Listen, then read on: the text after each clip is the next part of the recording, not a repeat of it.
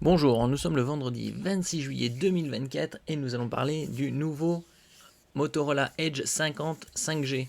Il y a déjà 3 modèles qui sont sortis, Edge 50 Fusion, entrée de gamme, Edge 50 Pro et Edge 50 Ultra.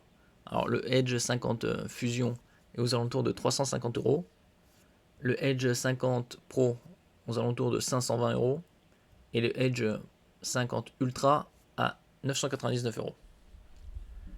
N'oubliez pas de vous abonner pour plus de news sur le monde de l'high-tech ainsi que les bons plans, et également sur mon Twitter. Motorola annonce le Edge 50 5G avec 4 mises à jour du système d'exploitation Android. Ça c'est bien, ça c'est 4 jours au moins, 4 mises à jour. Donc c'est 4, là on est au 14, donc 15, 16, 17, 18, tranquille pendant au moins 4-5 ans. Et un écran à 1900 nits. Donc au niveau de la luminosité, c'est très lumineux. L'avantage d'un écran très lumineux, c'est surtout en extérieur pour contre-jour. Motorola a levé le voile sur le Edge 50 5G, le quatrième membre de la série Edge 50, alors que le Edge 50 5G sera disponible au début du mois prochain, c'est-à-dire dans 5 jours, 5-10 jours environ. Motorola a déjà confirmé toutes les caractéristiques clés de l'appareil. Et donc nous allons voir ensemble les specs de ce nouveau smartphone de la gamme des Edge 50. Est certifié IP68. IP c'est pour indice de protection, soit le 6 c'est pour la poussière, donc le niveau maximum de résistance à la poussière, intrusion, et 8 c'est aux éclaboussures d'eau. Et 1000 STD 810 c'est une norme de résistance militaire qui garantit une résistance supérieure par rapport aux autres smartphones qui ne sont pas garantis sous cette norme. Que ce soit la température, l'humidité, les chocs, entre autres. Motorola vient de compléter la série Edge 50 avec le Edge 50 5G, dont le nom suggère qu'il s'agit d'une option d'entrée de gamme, après le Edge 50 Fusion, 50 Pro et 50 Ultra. Contrairement aux rumeurs de prévente, l'Edge 50 5G ne dispose pas d'un processeur MediaTek Dimensity 7300, dont une version équipe le Edge 50, qui a été vendu à partir de 700 euros.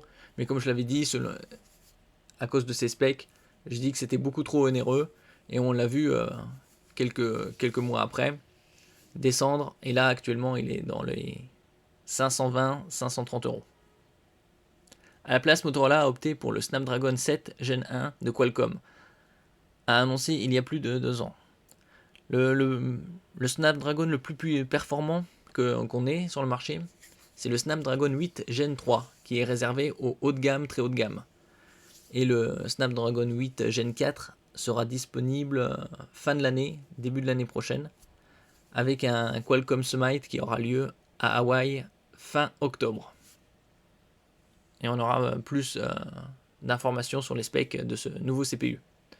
D'ailleurs, si le Snapdragon 7 Gen 1 est plus lent que le Snapdragon 7S Gen 2 de quelques pourcents dans nos benchmarks, son Adreno 644, c'est la partie graphique intégrée, s'est avéré nettement plus puissant que le Snapdragon 7S Gen 2, que le GPU Adreno 710 à l'intérieur du Snapdragon 7S Gen 2.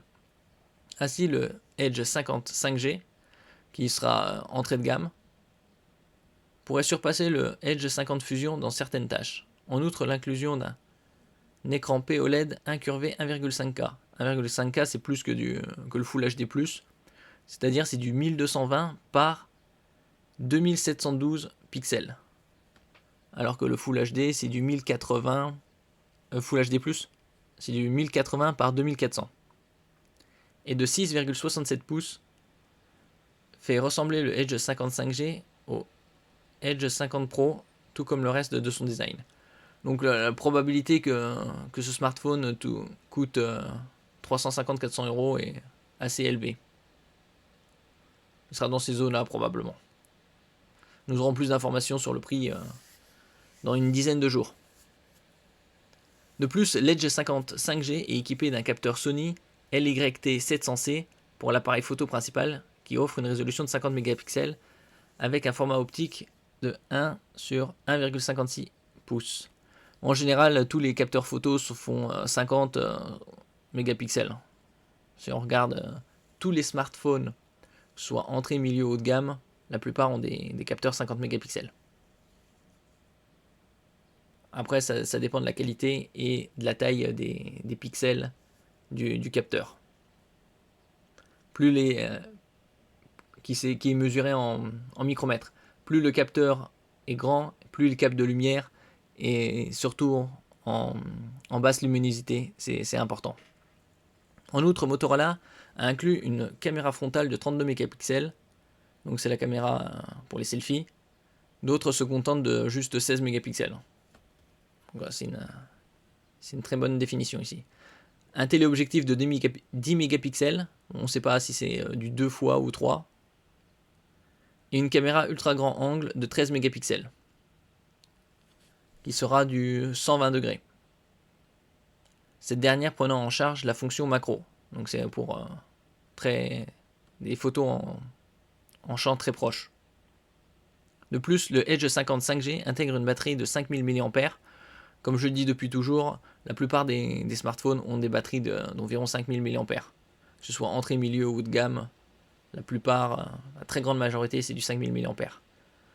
Qui prend en charge une charge sans fil 15 watts et une filaire de 68 watts. Assez puissant. D'autres se contentent de seulement 30. Bon, bien sûr, il y a aussi des charges filaires bien plus puissantes, 100, 120, 125, voire 150 et plus. La plus puissante était 165, mais c'est très rare. Le Edge 50 5G sera officiellement disponible le 1er août avec 3 mises à jour du système d'exploitation.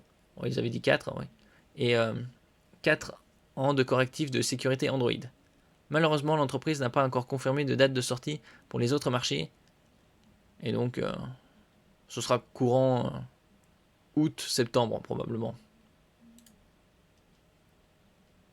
Donc un super écran puisque ce sera 1,5K sur un 6,67 pouces. Donc la résolution sera supérieure à 440 ppi, c'est-à-dire pixels per inch ou points par pouce. Ici on a quelques autres images.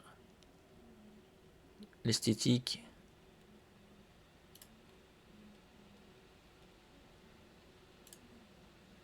Merci pour votre écoute. N'oubliez pas de mettre un j'aime, un commentaire, de partager et de vous abonner à la chaîne. À la prochaine fois.